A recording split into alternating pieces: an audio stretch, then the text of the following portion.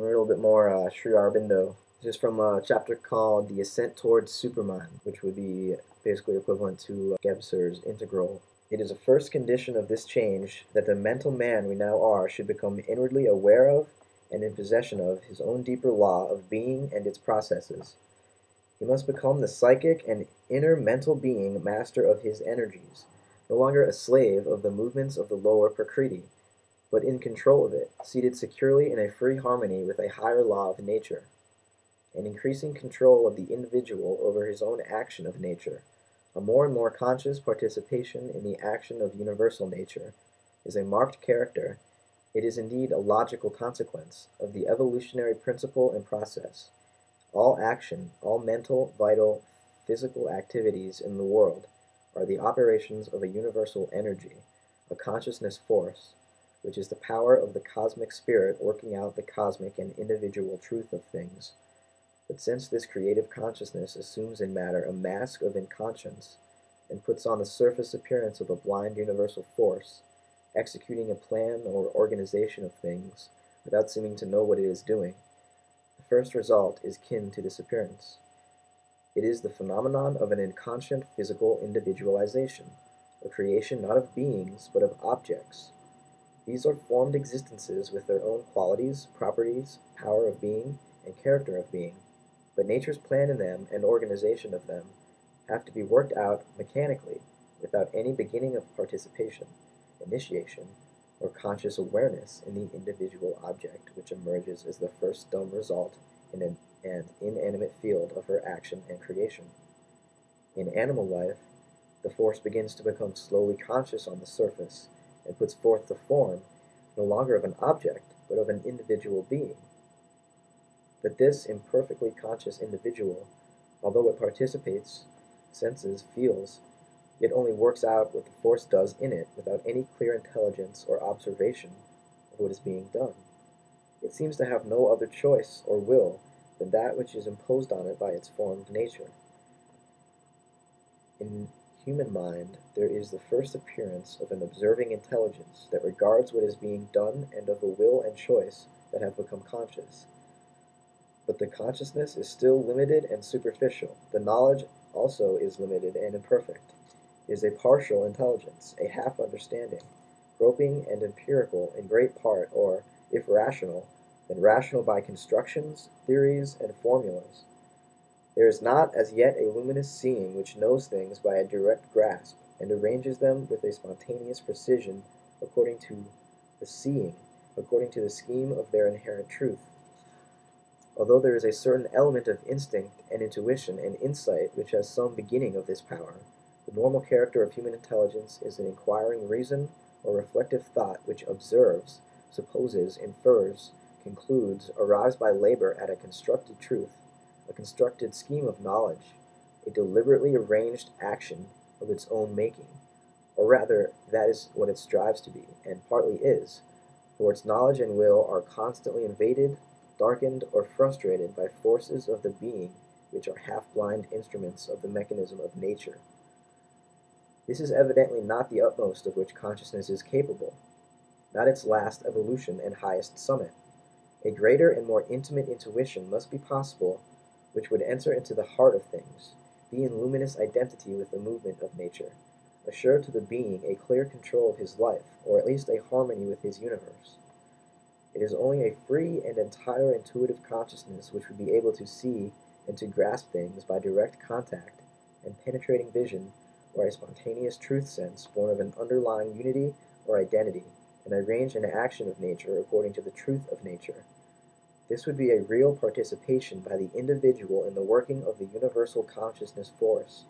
The individual Purusha would become the master of his own executive energy, and at the same time a conscious partner, agent, instrument of the cosmic spirit in the working out of universal energy. The universal energy would work through him, but he also would work through her, and the harmony of the intuitive truth would make this double working a single action. A growing, conscious participation of this higher and more intimate kind must be one accompaniment of the transition from our present state of being to a state of supernature. A harmonious other world in which an intuitive mental intelligence of this kind, and its control would be the rule, is conceivable. But in our plane of being, owing to the original intention and past history of the evolutionary plan, such a rule and control could with difficulty be stabilized, and it is not likely that it could be complete, final, and definitive. For an intuitive mentality intervening in a mixed mental, vital, physical consciousness would normally be forced to undergo a mixture with the inferior stuff of consciousness already evolved. In order to act on it, it would have to enter into it, and entering in it would get entangled in it, penetrated by it, affected by the separative and partial character of our mind's action and the limited and restricted force of the ignorance. The action of intuitive intelligence is keen and luminous enough to penetrate and modify, but not large and whole enough to swallow up into itself and abolish the mass of the ignorance and inconscience. It could not effect an entire transformation of the whole consciousness into its own stuff and power. Still, even in our present state, a participation of a kind is there, and our normal intelligence is sufficiently awake for the universal conscious force to work through it, and allow the intelligence and will to exercise a certain amount of direction of inner and outer circumstance, fumbling enough, and at every moment dogged by error, capable only of a limited effect and power, not commensurate with the larger totality of her vast operations.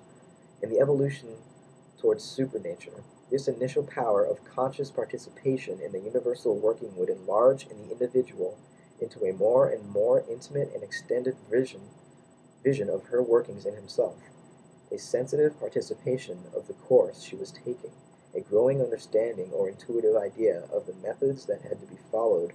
for a more rapid and more conscious self-evolution. At his inner psychic or occult inner mental being came more to the front, as his inner psychic or occult inner mental being came more to the front, there would be a strengthened power of choice, of sanction, a beginning of authentic free will, which would grow more and more effective. But this free will would be mostly in relation to his own workings of nature. It would mean only a freer, fuller, and more immediately perceptive control of the motions of his being. Even there, it could not be at first completely free,